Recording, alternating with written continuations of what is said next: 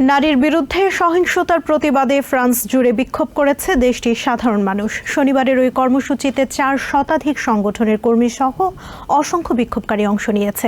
বিশেষ করে প্যারিসের প্লাস দে লা রিপাবলিকে গণধর্ষণের শিকার জিসেল পেলিকোর সমর্থনে যৌন সহিংসতা বন্ধের দাবিতে বিক্ষোভে অংশ নেয় ফ্রান্সের সর্বস্তরের মানুষ। নারীর প্রতি সহিংসতা বন্ধের দাবিতে ফুঁসে উঠেছে পুরো ফ্রান্স। বিশেষ করে দুটি ব্যাপক আলোচিত সমালোচিত ধর্ষণের ঘটনা ফ্রান্সের সাধারণ মানুষকে বিক্ষুব্ধ করে তুলেছে।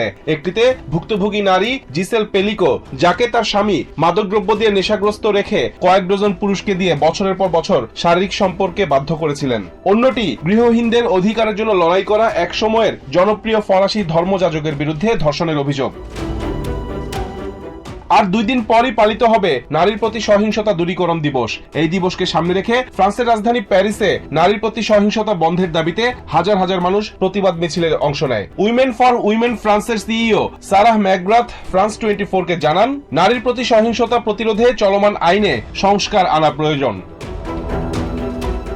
পরিসংখ্যান অনুযায়ী 2023 সালে ফ্রান্সে প্রতি 10 মিনিটে একজন নারীর মৃত্যু হয়েছে সহিংসতার কারণে। ফ্রান্সে নারীর প্রতি সহিংসতা বন্ধের ক্ষেত্রে প্রতিবন্ধকতা হিসেবে মানসিকতার পাশাপাশি আইনের দুর্বলতাকেও দায়ী করেছেন সাংবাদিক এরেটি লেভি উইলার্ড।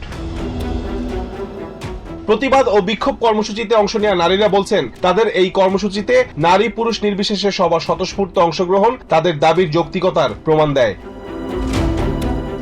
রিজওয়ান কাদের, TVN 24 নিউজ ডেস্ক।